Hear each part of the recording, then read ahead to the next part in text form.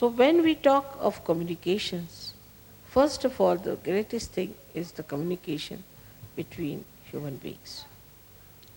And when we have to think of the communication with the human beings, many people think that by aggression you will communicate better, which is not true. I mean, if somebody wants to get something out of someone, say, so you go there and just talk. I have to have, how can you do it? This, that. As it is, it's no. But if you are sweet and start talking sweetly, then 99% will definitely dissolve.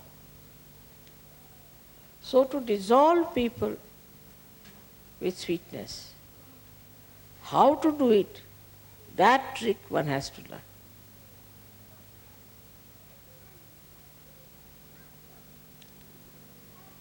How with sweetness you can dissolve people. This is one of his special qualities, that you talk to someone in such a manner, genuinely, in a very sweet manner, and the problem between you and that person will be dissolved. Absolutely. Now there are many tricks. How to talk to someone is one of the biggest things one has to learn. First of all, you must always show that you are less intelligent than another person.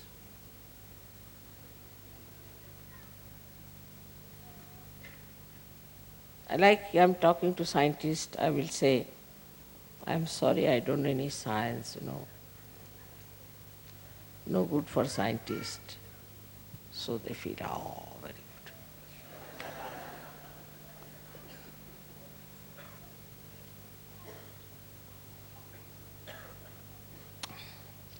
If you have to talk to some musician, you must say, I don't know any music. No, I've learned a little bit, but not much. Musician feels very happy. You may call it a pampering of the ego. You may call it. But there's no harm in saying that I am nothing compared to you. So the first trick is complete humility when you talk to another person. It's a sign of greatness. It's a sign of fulfillment. As the trees, when they are laden with fruits, they bend down. So the first of all, if you say, I am no one, I don't understand anything, but I would like to hear. This is first. First quality of communication is to be extremely humble about yourself.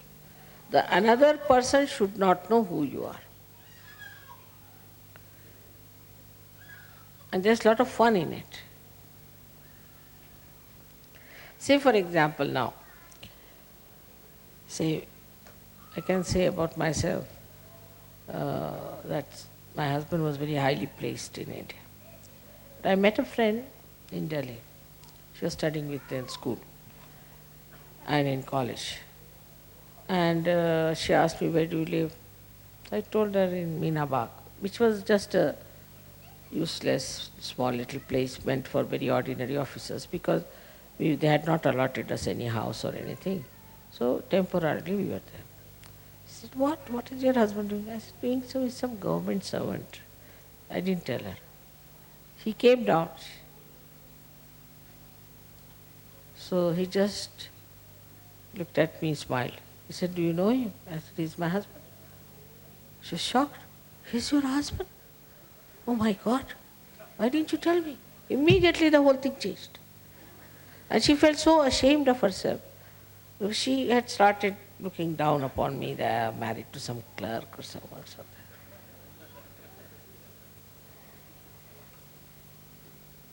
So The best thing is to play down. Play down everything.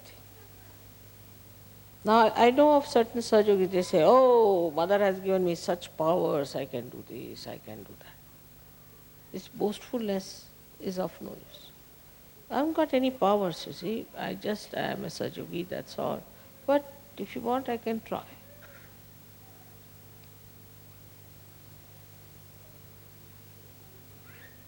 So, is to play down as much as you can.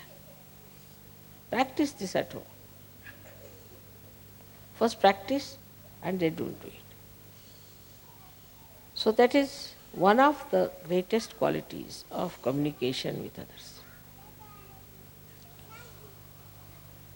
Second thing, I think in the whole of Gita, if you read it, this one very important thing is krodhat vijayati samoha. See, among all the worst things that we have, according to him, we have 6 enemies. But in Gita, he started with krodha. He said, starts with krodha, with anger. If you have anger within you, then you are not a master at all. There's no need for a master to get angry because he can play about. He can make you dance like this. What is the need to lose your temper? But that mastery, if you don't have, of handling people, then after 5-6 minutes of talk, your voice starts raising and a sort of something starts barking. Because that temper is still inside you burning. But for a master, there should be no temper. No need. He has started with krodha, that with the krodha all problems stopped. From one to another, to another, to another. So we should watch out if we are angry people. Anger comes from Vishuddhi. Starts from liver, Vishnu, but expressed through Vishuddhi. Face becomes red, eyes become red. From the mouth, you start saying all kinds of horrible things, and the whole expression becomes so different when you are angry. So this anger is to be seen. Where is it? Within us, where is it, this anger? Liver? All right, I'll put it right. So to master it, you have to face yourself clearly. Many people have seen, people say, mother, this lady is such a hot-tempered woman, she's so dominating. She does this, she does that. But if you tell her, no, I don't do that way. No, I'm very good. But how others are saying that? I don't know, but I'm very good. Finished. If somebody is saying that, then you watch yourself. Do you get into tempers or not? Are you losing your temper? It's very easy to make it out. Then face.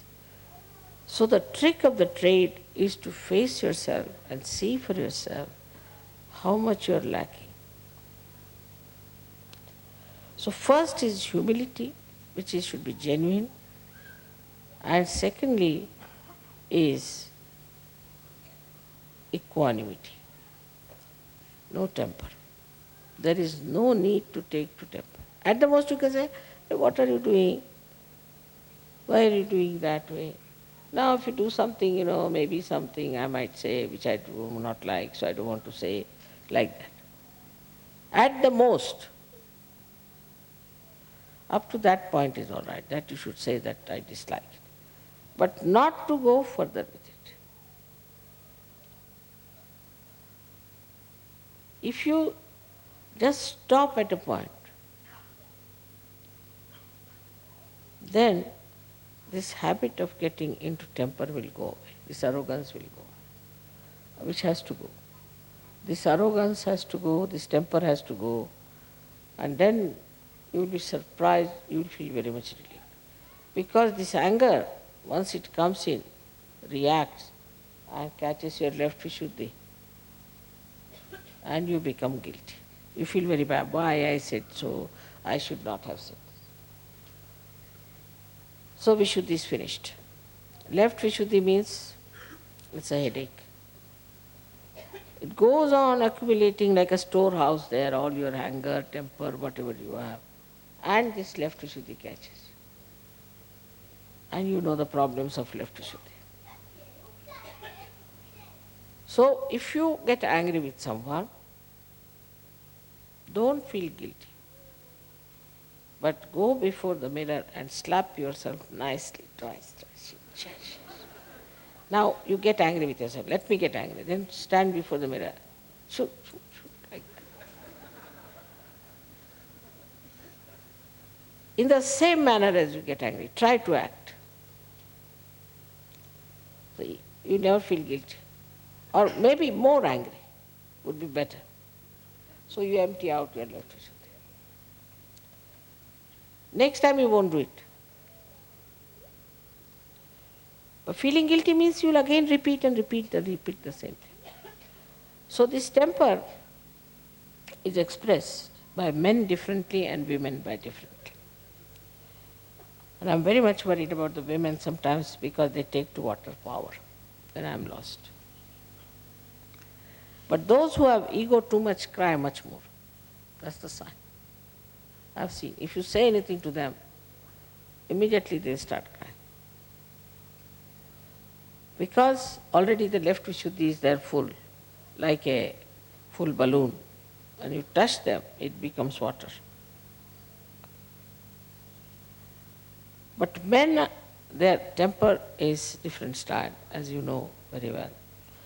That when they get angry, they might fight with each other, box everyone, and then settle down nicely and have something to drink. Let us have it out, you see, they'll say. Take out. But women don't. They keep it there. And once they keep it, then it becomes tears. It starts coming down. So these are just tears out of joy, happiness, that's different. Or out of feelings for others. But it's not that. But it's tears just to impress another person that you are very sad or something.